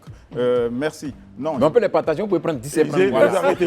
Élisée, tu vas on pas va lâcher les l'affaire. partager. Non, je voulais simplement dire que si la Tunisie veut travailler avec l'Afrique subsaharienne, ces dirigeants devront sensibiliser la population sur cette nécessité-là. Et ce que je voudrais aussi dire, c'est qu'au-delà de l'émotion, il va falloir aussi qu'on prenne des mesures. Et moi, je pense qu'on ne peut plus continuer à donner des marchés publics à des entreprises de pays où nos ressortissants sont maltraités. Donc l'accès au marché public devrait être peut-être reconsidéré pour un certain nombre d'entreprises, notamment du Maghreb, qui n'ont aucun respect pour nos compatriotes. Il faut de la réciprocité. Voilà. Donc, Élisée, vous pouvez ajouter. Hein? Non, il n'a pas le temps. Il n'a pas le temps. L'animateur principal m'a ostracisé. Voilà. Non, mais dans tous les cas, nous allons voir. D'ailleurs, je vous explique un peu pourquoi je vous ai pris la parole tout à l'heure. Et comme vous l'aviez, je voulais le donner pour pouvoir équilibrer les choses, pour faire plaisir à certains des internautes. Mais nous aurons sur notre plateau, eh bien, M. Gaoussou Karamoko, il est directeur général de la diaspora. Avec lui, ces questions seront abordées en détail. Et comme je suis un modérateur intelligent, j'avais attendu ça. Comme les animateurs. Les chroniqueurs sont impatients et puis ils ont parlé un peu. On va au JT, à tout de suite. Le Grand Talk, c'est du lundi au vendredi, à partir de 18h30. Vous nous regardez sur les bouquets, sur le canal 206 du bouquet Canal+, et le numéro 6 de la TNT. Et puis également sur votre smartphone, vous avez la possibilité de nous suivre en direct et surtout de nous poster vos différentes réactions relatives aux sujets que nous abordons. Le JT, c'est un instant en compagnie de la magnifique Sharon Camara. Prochain rendez-vous JT, c'est 12h45 avec le splendide Jean-Marc Seka. Sur notre plateau, nous avons Madame Edith Broubleu ce soir, sans vos lunettes. Oui, de temps en temps, j'enlève. Vous enlevez les lunettes pour qu'on Pour apprécie. que j'éblouisse les téléspectateurs. C'est le cas de le dire. Exactement. Monsieur Alain Toussaint qui lui garde ses lunettes parce qu'il n'a pas trop envie d'éblouir les Je téléspectateurs. n'ai surtout pas envie d'être ébloui. Parce que auquel cas, je ne verrai C'est rien. une protection. Oui, c'est ça. Exactement. Et puis Monsieur Daouda Koulibaly, voilà, Toujours présent. Avec toujours. ses deux doigts. avec ses Oui. deux doigts. Le V de la victoire. C'est important. Exactement. À ne pas confondre. Hein. À ne pas confondre effectivement avec un autre V. C'est un message subliminal. Ben ouais, qu'est-ce que tu veux, Edith? Là, il vous a bien eu. Là. Après, Ouais. quand vous allez revoir l'émission, vous allez sentir que là, il vous a. Ouais, là, J'ai envoyé un petit smash là, comme ça. vous êtes en forme ce soir. Toujours. Monsieur Gaoussou Karamoko nous a rejoint sur le plateau du Grand Talk. Il est directeur général de la diaspora. Bonsoir, Monsieur Gaoussou Karamoko. Bonsoir, Comment monsieur. allez-vous? Très bien. On est très heureux de d'être vous ici, en avoir. tout cas. Merci. Vous êtes directeur général de la diaspora. Alors, première question. Est-ce qu'on peut faire une petite forme de cartographie pour savoir aujourd'hui où la diaspora est plus importante à travers le monde? Dans quel pays, par exemple? La grande diaspora ivoirienne est d'abord en France, mais ça se comprend, eu égard aux relations, on va dire, historiques qu'on a avec la France. Et ensuite, vous avez un pays comme l'Italie et l'Angleterre, qui sont des pays aussi où on a une diaspora assez importante, même si on ne peut pas comparer les nombres dans ces pays avec la diaspora en France. Et le premier pays africain où on a une diaspora qui compte de plus en plus, c'est le Sénégal, mais avec un nombre assez minime. Moi, j'aurais dit le Mais- Burkina Faso, hein, quand même. Oui, il y a aussi le Burkina, mais de plus en plus, c'est le Sénégal. En termes de répertoire de données, c'est le Sénégal. Mais bon, On a un nombre pour le beaucoup Sénégal c'est des données statistiques en réalité, ce n'est pas des chiffres définis. On a à peu près un demi% au Sénégal, mais la grande partie de notre diaspora est vraiment en France, avec plus de 60%.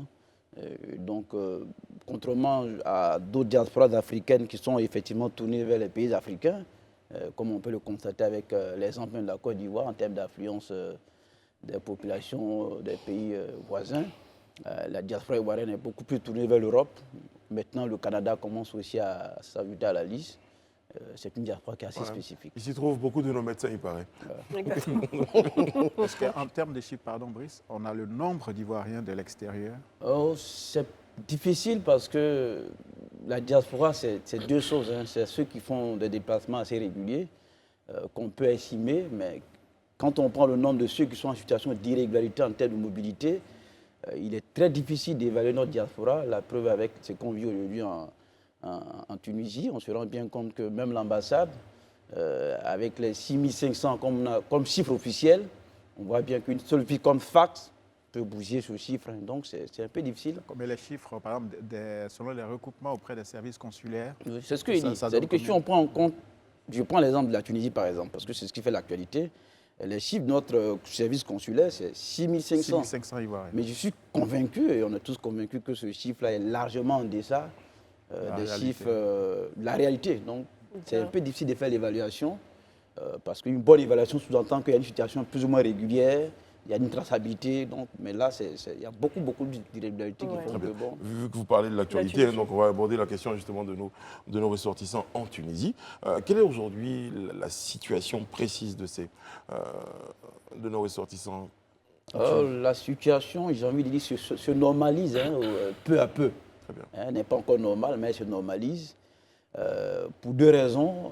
La première, c'est que l'État tunisien lui-même commence à s'interroger un peu sur ce qu'il vit, commence à se doter de nouvelles dispositions, parce que ce départ massif aussi n'est pas une très belle image pour le pays. Et puis l'autre raison, évidemment, c'est le départ aussi des Africains qui sont cherchés par leur pays à travers leur compagnie nationale. Donc ces facteurs font que Oui. la situation se normalise tout doucement en tout cas. Est-ce qu'on peut dire qu'à l'heure actuelle, les violences, en tout cas dont se plaignaient les ressortissants ivoiriens, ont baissé? On a appris par l'association des étudiants ivoiriens vivant en Tunisie qui avait eu l'agression de 3 Ivoiriennes, si je ne me trompe pas, de 3 jeunes Ivoiriennes. Est-ce que la tension a baissé? Est-ce que les Ivoiriens sont en sécurité en ce moment en Tunisie? La tension est en train de baisser. Oui. Je ne dirais pas qu'elle a baissé, mais elle est en cours de vraiment baisser. En termes de sécurité, évidemment, quand la tension baisse, la sécurité aussi suit plus ou moins. C'est vrai qu'elle n'est pas une sécurité totalement assurée. Mais l'État a pris tellement de dispositions, notre ambassade a pris tellement de dispositions sur le territoire tunisien, en accord avec le ministère des Affaires étrangères et le ministère tunisien également de l'Intérieur. Ça fait que les violences diminuent. Mais on ne peut pas dire que ça a totalement disparu, parce que même pour le premier convoi qui est arrivé ici, des gens ont été violentés en chemin en avant l'ambassade. Cet après-midi, j'étais avec quelqu'un qui venait des blessures énormes. Oui, parce que j'avais dit que même vers l'aéroport, Oui, ils avaient des beaucoup de difficultés à rejoindre l'aéroport. Mais la situation vraiment se normalise, ça, il veut vraiment insister. La tension baisse au fur et à mesure. Vous n'êtes pas l'État, pardon Daouda, vous n'êtes pas l'État, du coup on a... Mais je veux dire, quand vous nous rapportez ces informations-là, on a envie de dire, qu'est-ce qui est fait? Parce qu'il faut peut-être un message du président tunisien, parce que c'est inhumain de constater ce genre de choses. Que des personnes même qui décident de quitter votre pays, vous les agressez. Oui, on est au-delà même du bon sens. On a une forme de pardonnez-moi, je veux le dire exceptionnellement. Non, mais c'est du racisme. Et même d'imbécilité humaine. Oui. Je vais aller plus loin. Il décide, vous estimez que la personne qui est dans votre pays ne devrait pas y rester, elle décide de regagner l'aéroport et vous l'agressez. Ça tombe en dessous de tout sens. Oui, je ne veux pas employer les mêmes mots que vous, mais je reconnais qu'effectivement, c'est une situation qui va au-delà de la raison. Qui va au-delà de la raison, parce que d'abord, le dispositif tunisien en termes d'immigration pose problème. Une fois que vous êtes en Tunisie, que vous avez franchi 3 mois, la plupart des migrants, je dirais 90% des migrants, sont tous en situation d'irrégularité. Ils ne peuvent pas traverser la Tunisie, ils ne peuvent pas sortir parce qu'il faut payer une pénalité, ils ne peuvent pas être en situation de régularité parce qu'ils n'ont pas le titre de séjour. Et comme ça s'accumule au fil des années, forcément, cette situation finit par donner une sorte de crise sociale, sans oublier le contexte interne de la Tunisie. Je ne vais pas aussi insister là-dessus, mais la Tunisie vit une situation assez difficile politiquement.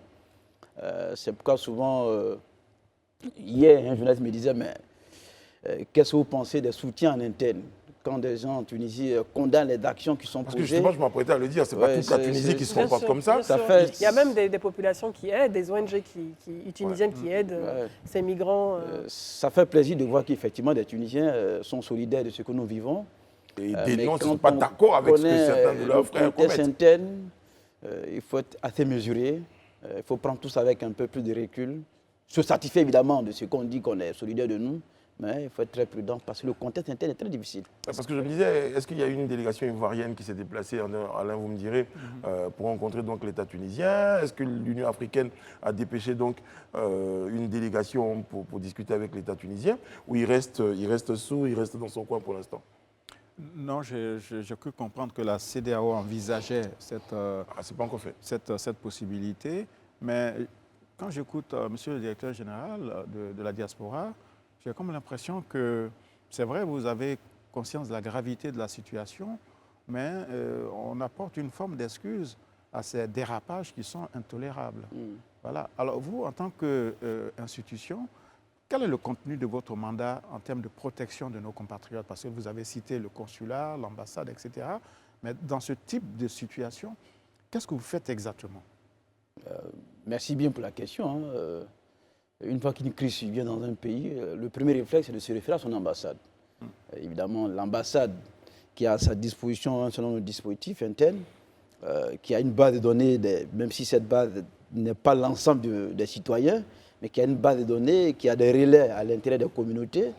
Il y a des responsables d'associations justement avec qui l'ambassade travaille, sans oublier les ONG qui existent sur le territoire. Donc l'ensemble de tout ce dispositif permet de suivre la réalité au près.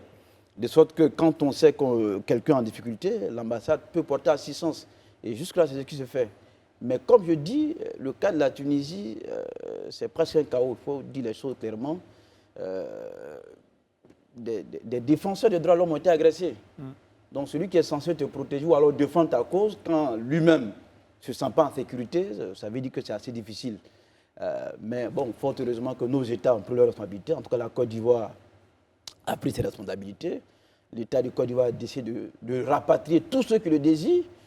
J'ai envie de dire, peu importe le nombre, parce que quand on voit le dispositif, c'est assez énorme. À l'instar d'autres pays africains qui font la même chose.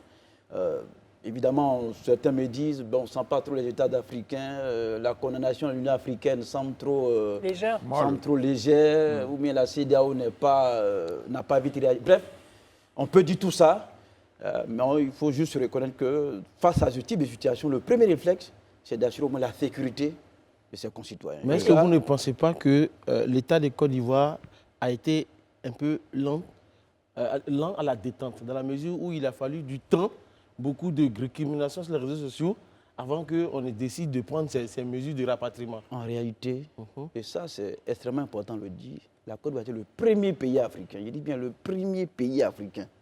Non, moi je ne parle pas du premier pays africain ou le dernier pays africain. Voilà, mais je sais qu'il va terminer, mais je vais dire, quand on regarde la souffrance, l'état de souffrance dans lequel nos compatriotes étaient, est-ce qu'il ne fallait pas prendre le taureau par les cornes très vite? On a même fait plus que ça, il veut dire. Hein, c'est le taureau même qu'on a voulu soulever en d'autres termes. La Côte d'Ivoire était le premier pays à demander, avant que cette crise ne se déclenche telle qu'elle est aujourd'hui, à demander à ses compatriotes de sortir pour ceux qui le souhaitent. En août 2022, ça fait 6 mois. Ça fait 6 mois que des lits sont mis à disposition dans l'ambassade de Côte d'Ivoire pour demander à tous les Ivoiriens qui désirent quitter la Tunisie de s'inscrire.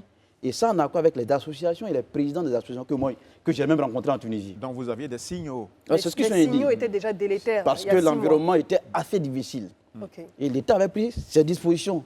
Et je me souviens que Madame la ministre d'État, Madame Kandia Camara, disait justement que cette liste-là devait être traitée le plus rapidement possible pour que le convoyage puisse se faire. Mais cette liste n'a pas eu de succès, il faut dire clairement les choses. Parce que les Ivoiriens estimaient que la situation pourrait s'améliorer. Certains, évidemment, qui aspirent à regagner l'autre côté de l'océan pensent que, bon, à tout moment, on pourra regagner l'autre côté. Bref, on se donne des excuses jusqu'à ce que la situation dégénère, parce que le contexte interne, j'insiste là-dessus, on s'est en Tunisie plusieurs fois, le contexte interne est très difficile. Alors, donc, l'État a lancé des signaux, l'État a demandé à ce que les gens viennent, mais les gens estimaient qu'il fallait peut-être attendre plus. Mais qu'est-ce qui est fait aujourd'hui, en fait, pour ces Ivoiriens qui ne sont pas forcément proches de l'ambassade, qui sont dans d'autres villes, ou bien pour ceux qui se retrouvent peut-être emprisonnés dans les hôpitaux? Qu'est-ce que la direction des Ivoiriens de l'étranger fait pour ces derniers-là? Oui, pour tous ceux qui sont très loin de l'ambassade, dès la semaine prochaine, il va y avoir des convoyages de tout ce monde-là vers Tunis. L'État a dégagé les moyens qu'il faut. L'autre chose, la question des prisonniers, ça aussi c'est une réalité, il ne faut pas le nier. Il y a beaucoup de prisonniers, ce n'est pas seulement les Ivoiriens. Il y a des avocats qui ont été commis, qui suivent ces dossiers. Mais le contexte est tel qu'on ne peut pas traiter tout ça en même temps. Il faut juste mettre l'accent sur tout ce qu'on peut exfiltrer, permettez-moi l'expression. Bah oui. Et puis bon... je vais dire, telle que la situation se présente, on a vraiment l'impression que les Ivoiriens sont en zone de guerre. Oui, voilà. ils sont Et ça, c'est bien dommage. En plus, là, ce serait bien, hein, quand on aura les personnes, les autorités donc, compétentes en la matière, discuter un peu du fait qu'on avait déjà des signaux. C'est ça. Et puis finalement, on s'est limité à dire aux gens, vous pouvez rentrer dans votre pays parce que ce qu'on est en train de regarder là, ça a l'impression de se gâter. Mais est-ce qu'il y a eu On ne peut pas dire ça comme ça. Hein. Cette formulation ne me paraît pas correspondent vraiment à Mais la justement, réalité. parce que ma question, c'est quand on a su que la situation était en train de vouloir se dégénérer, est-ce qu'il y a eu des dispositions fermes qui ont été prises vis-à-vis, par exemple, de l'État tunisien? Parce que là, on a vu qu'il est clairement à la base de ce qui a entraîné donc, la Et au niveau situation diplomatique, qui juste pour rebondir sur ce que tu dis, au niveau diplomatique, on a vu le deuxième, le troisième jour, l'intervention du ministère des Affaires étrangères donc, du Sénégal, donc un communiqué du ministère des Affaires étrangères qui condamnait cette situation et les propos Raciste de du Kais Saied. président tunisien. Mais c'est vrai, il y a tout ce dispositif qui est mis en place, mais on a l'impression qu'on n'a pas eu même ce type de déclaration également venant de notre ministère des Affaires étrangères. Les Ivoiriens se posaient certainement des questions au vu de tout ce qui se passait en Tunisie. Alors, quelles sont les relations diplomatiques en ce moment avec la Tunisie? La Côte d'Ivoire, je dirais, a de très bonnes relations, hein, parce qu'il faut construire, il principe, faut on n'a mettre pas les de choses. bonnes Non, il faut mettre les choses dans leur contexte. Exactement. Hein, il faut vraiment s'y construire les choses dans leur contexte. Vous verrez que la Tunisie fait partie des pays avec lesquels la Côte d'Ivoire n'a pas de visa. Ce n'est pas fortuit. En termes de bourses que la Tunisie donne à la Côte d'Ivoire, en termes d'étudiants qui vont poursuivre leur parcours en Tunisie, la Tunisie donne beaucoup de bourses à la Côte d'Ivoire. Donc ça, c'est des indicateurs qui montrent quand même qu'on a une bonne coopération avec la Tunisie. Sauf que, j'insiste là-dessus, c'est un pays qui vit un contexte intérieur assez difficile, un mélange de difficultés économiques et difficultés politiques, qui fait que le contexte interne se désagrège au fur et à mesure. Et évidemment, on ne remet pas en cause des normes systématiquement, hein, ça prend du temps. Je ne dis pas qu'on va remettre en cause les normes, mais je dis si ça devait se faire, évidemment, ça va prendre du temps d'analyse. Et la poursuite de la Côte d'Ivoire en général, on le constate dans beaucoup de crises. C'est d'abord avoir le sang-froid, je ne dis pas que c'est... Du recul. Le recul, merci bien pour l'expression. Devant toute difficulté de ce type-là, c'est d'avoir une sorte de recul, de sorte à ne pas se tromper. Très bien. À prendre les meilleures décisions, à décider des actions qu'il faut. Et je pense que c'est ce qui se fait. C'est un style un peu du président. On va boucler sur le point de la Tunisie parce qu'il y a d'autres points de la diaspora dont on va aborder. Rapidement, là on a vu qu'il y avait 150 Ivoiriens qui sont rentrés. Oui. Donc il y a d'autres rapatriements contingents qui arrivent qui sont prévus. Les Ivoiriens qui sont en ce moment en Tunisie sont en contact avec leur ambassade pour qu'on assure leur sécurité, on peut le dire. Bien Très, sûr. Très bien. Très bien. Et aujourd'hui, donc, il y a ceux qui sont de retour et qui sont pris en charge psychologiquement C'est ça. et également qui ont la possibilité aussi de présenter des projets professionnels pour Tout à fait. ceux qui bien. doivent être réintégrés. Tout à fait. Qu'en est-il de la situation des étudiants qui sont en cours de formation? Comment ça va se passer pour eux? Est-ce qu'ils seront intégrés dans les universités, les grandes écoles? Comment ça va se passer? C'est une grosse question, hein. Ça, je l'avoue. C'est une grosse préoccupation. On en a discuté d'ailleurs il y a quelques jours, parce que sur cette question précise, il faut être en contact direct avec les structures justement de l'enseignement supérieur. Donc c'est une discussion qui se met à ce niveau. D'accord, je suis d'accord. Moi, ce que je vous propose, c'est qu'on reçoive donc des personnes directement concernées par la question. Mais je veux dire, pour le rapatriement, ils sont, par exemple, les 150 sont arrivés. Est-ce qu'ils sont pris en charge ici à l'INJS? Si. C'est cela? Ils viennent de sortir d'ailleurs de l'INJS parce qu'ils ont fait 3 jours. Très bien. Le dispositif indique qu'il ne faut pas dépasser 3 jours. Très bien. Après les 3 jours, ils doivent regagner leur famille avec un PQ qui leur est remis pour entrer. Ensuite, ils restent en contact avec les structures de l'État, l'emploi jeune, solidarité et autres, pour soumettre des projets qu'on peut analyser. Il y a des numéros qui ont été mis à disposition pour que le contact soit permanent, qu'il y ait un suivi de toutes les structures à la fois. Et quelles sont les capacités de l'État ivoirien aujourd'hui? Combien de compatriotes peut-on rapatrier? Parce que tout cela coûte de l'argent. Est-ce qu'on peut aller jusqu'à 2000, 3000? Vous avez parlé de 6500 qui sont répertoriés. Et si la moitié manifeste le besoin de revenir, est-ce que nous aurons les moyens financiers de le faire? De contenir tout ça. En tout cas, je me permets de dire que la Côte d'Ivoire a les ressources nécessaires pour adresser ce type de questions. Très bien. Parce qu'aujourd'hui, si on fait l'addition de tout ce qui a été fait, on était à 1600 hier. Aujourd'hui, il y a 272 inscrits. Si on ajoute ça à l'autre, ça fait 2800. On tend vers les 2000. Hein, qui sont prêts à revenir par oui, les qui sont moyens de prêts l'État. à revenir Bravo. par les moyens de l'État. D'ailleurs, ce n'est pas pour rien qu'on utilise Air Côte d'Ivoire pour montrer que la Côte d'Ivoire Exactement. peut effectivement prendre en charge ses propres concitoyens. Mais et si ces derniers-là, ceux qui sont en train d'entrer, après qu'on les sort de cette situation, qui décident encore de repartir? De toute façon, le retour lui-même, il est volontaire. Je veux dire, c'est C'est pas un libre arbitre. on ne Oui, vous c'est pas contraint une pas de obligation. partir, on vous soumet l'idée. C'est ça. Donc, si vous acceptez de venir, l'État vous accompagne.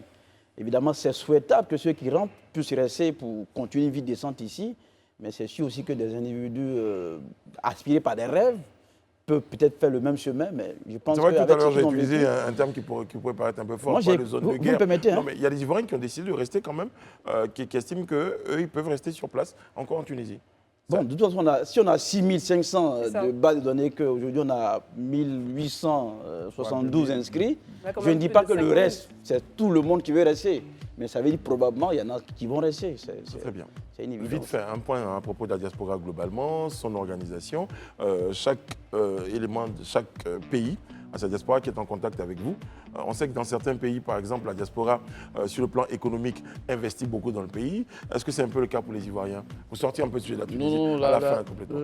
D'abord, la diaspora ivoirienne, elle est un peu récente. Quand je dis récente, ça ne veut pas dire Son 2-3 organisation, ans. peut-être. Non, la diaspora elle-même, telle qu'on la présente aujourd'hui, Très bien. c'est vrai que de tout le temps, les hommes se sont toujours déplacés. Mais parler de diaspora ivoirienne, telle qu'on entend aujourd'hui, la notion est un peu récente par rapport à des pays comme le Mali, le Sénégal et bien d'autres, qui ont une tradition migratoire réelle. Ça fait partie un peu de leur vécu historique, culturel et tout. Donc c'est une question relativement récente pour nous, Ivoiriens.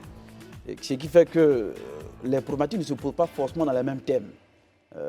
On sait par exemple qu'au Sénégal, la diaspora a des élus au sens propre du terme. Il y a des députés de la diaspora. Moi, je suis allé plusieurs fois au Sénégal pour étudier justement comment le modèle sénégalais fonctionne. Si je prends toute la frontière avec le Mali et la Mauritanie, ce ne sont que des gens venus de la diaspora qui sont des élus dans la zone. Parce que la plupart des projets réalisés dans ces zones-là ont été faits sur la base de financement de ces diasporas, qui envoient beaucoup de fonds. Exactement. Mais c'est surtout lié à leur histoire aussi. On m'a bien expliqué qu'il y a eu des vagues de sécheresse des années 70-80 qui ont fait que beaucoup de personnes sont allées au Congo pour chercher de l'or ou du diamant. Beaucoup sont en Europe. Donc c'est tout cela. Et puis ils ont l'avantage, contrairement aux Ivoiriens, même si ce n'est pas une récrimination en tant que telle, ils sont très communautaires. Ils vivent vraiment regroupés, de sorte que cette façon d'appartenir à un espace ensemble fait qu'il y a une culture de convoyer des fonds ensemble pour des projets communautaires également. Alors que l'un des Alors que critères nous- qu'on connaît dans notre diaspora, par exemple en France, c'est qu'elle est très divisée. Ouais, non. Au-delà même de la division, je veux dire qu'elle a fait individualiste. Très bien. Voilà, les gens se retrouvent juste peut-être dans des restaurants ou choses. Faire la mais- fête. Voilà, mais la vie en elle-même, on est un peu solitaire, pour ne pas dire solliciste, on est vraiment recroquevillé un peu sur nous. C'est tout ça qu'on adresse aussi pour tirer de meilleurs profits de cette diaspora qui est aussi compétente d'une certaine façon. Mais qu'est-ce que vous faites au niveau de la La dernière direction question. Oui, de votre direction pour essayer d'empêcher de nouvelles personnes à tenter la voie de Lampedusa encore aujourd'hui? D'abord, il faut changer même la perception. Il faut considérer que tous ceux qui sont à l'aventure ou tous ceux qui sont membres de la diaspora ne sont pas forcément des gens qui sont partis comme ceux qu'on voit. Il y a une diaspora en griffe. Je mettais les griffes vraiment, qui est très utile parce qu'il y a de la compétence. Il peut faire valoir cette compétence au plan local, au plan national, qui peut participer au développement, qui peut investir, qui n'attend que des possibilités d'investissement à capter, donc qui existent. Et puis vous avez évidemment cette diaspora pas très qualifiée, attachée juste à des situations comme on le constate aujourd'hui. Donc ce qu'on fait, c'est à la fois d'appuyer ceux qui ont de la compétence à faire valoir, à les inciter à venir au pays, à investir. Et puis le second groupe, c'est justement leur dire qu'on peut vivre mieux en Côte d'Ivoire. Comme on l'a dit ce matin à l'INJS, je vous donne l'exemple de quelqu'un avec qui j'ai échangé ce matin, qui a fait Allez-y. qui a fait un BTS en Côte d'Ivoire, qui a fait 2-3 stages. Il attendait évidemment un travail, on va dire, permanent. Chaque fois, il voit que c'est le même chose qu'on répète. Il dit, bon, je vais à l'aventure. Je lui demande qu'est-ce que tu fais en Tunisie. Il dit, je fais, comme on le dit en Côte d'Ivoire, Manawa, c'est-à-dire les travaux dans les chantiers et autres. Et il me dit, au moins, je retiens une chose, c'est que j'ai mûri, je mesure maintenant ce que c'est que la Côte d'Ivoire. Je vois ce qu'on avait comme gain, mais que je n'évaluais pas La suffisamment chance parce que que j'avais. Très, très bien. maintenant, cette crise-là me montre que je vais laisser l'or pour autre chose. de peu valeur, quoi. Monsieur Gausso Karamoko, merci beaucoup. Vous êtes directeur général de la diaspora. Je pense qu'on aura d'autres occasions de vous recevoir sur notre plateau pour parler plus largement de la diaspora. Là, je crois que vous avez compris que nos questions ont été très portées sur la Tunisie. C'est l'actualité, vous le disiez vous-même. Et on aura d'autres occasions d'aborder d'autres points de la diaspora avec vous. Merci d'avoir été sur notre plateau. Merci bien à vous. C'était un vrai bonheur. On en a su un peu plus. Merci Alain, merci Edith, merci Daouda, merci à toutes les équipes techniques et éditoriales. Merci à notre réalisation qui se joint à moi pour souhaiter donc une bonne fin de programme sur la FTV. Demain, on sera là sur ce plateau. Dieu veille sur vous, je vais être sur la Côte d'Ivoire demain.